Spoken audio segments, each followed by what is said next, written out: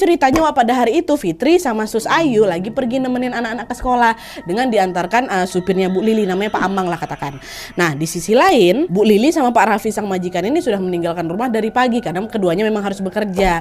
Alhasil di rumah itu cuma Mbak Marni lah sendirian kan, si ART ini. Memang ketiga anaknya Bu Lili nih Wak, kalau misalnya berangkat ke sekolah harus ditunggu sama Fitri sama Sus Ayu. Jadi gak cuma sekedar ngantar habis itu mereka balik, enggak, diantar, tunggu sampai mereka pulang baru balik sama-sama gitu. Jadi kan Mbak Marni sendirian nih di rumah, dan biasanya kayak gitu juga. Nah adalah tuh di hari itu setelah anak-anak sekolah dan kami pulang semuanya nih, anak-anak, Sus Ayu, Fitri, supir pulang, langsung lah mau masuk ke dalam rumah kan. Sampai di pagar, buka pintu, Fitri duluan yang masuk bilang, "Assalamualaikum Mbak Marni, kata kami pulang."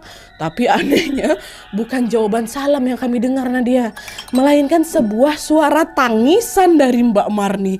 Di saat yang bersamaan Mbak Marni tuh lari, pucat mukanya, lari dan ngampirin kami Nadia. Ini siang-siang bolong nih ya. Tuh yang terkejut aku tanya lah, Mbak kenapa, ada apa, kenapa kamu nangis kayak gini? Hei Fitri, Mbak ada ngeliat sesuatu di sana, kata dia. Nah karena ngerasa ada sesuatu yang nggak beres, Sus Ayu langsung ngeh nih. Dia langsung lah ajak anak-anak kicik ini untuk pergi ke kamar dulu. Yuk anak masuk dulu gitu. Takut anak kecil ini ketakutan, orang dia nangisnya histeris kok. Nah nggak lama kemudian Sus Ayu keluar lagi ikutan nimbrung sama Fitri yang masih menenangkan Mbak Marni. Dengan sangat hati-hati ku tanyalah lagi kan Nadia, ada apa Mbak Marni nih? Kenapa? Coba tenang dulu, kamu lihat apa? Hening Wak, nggak ada langsung dijawab tuh. Kelihatan kali shock mukanya tuh, kata siapa? Kata Fitri kan.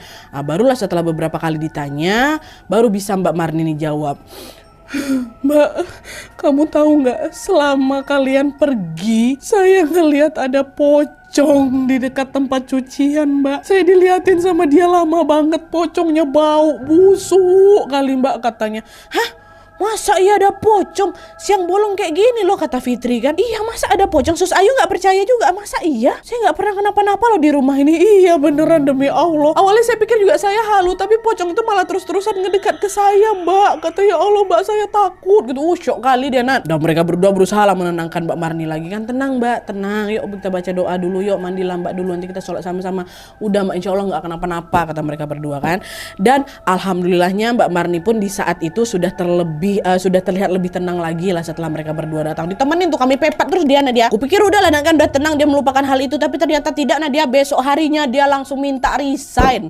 Mbak Marni nih langsung minta berhenti kerja tuh kau. Alasannya sih waktu itu dia bilang salah satu keluarga saya di kampung lagi sakit Bu gitu. Tapi meskipun demikian aku sama Sus Ayu ini udah menduga kali kalau Mbak Marni ini keluar pasti gara-gara dia trauma berat yang pocong siang bolong tuh lah. Sebenarnya waktu itu di sisi lain Bu Lili ini awalnya nggak ngebolehin Mbak Marni resign karena kan memang peraturannya nggak boleh resign sebelum setahun selesai kontrak kan Wak. Tapi gara-gara Mbak Marni ini terus-terusan memohon,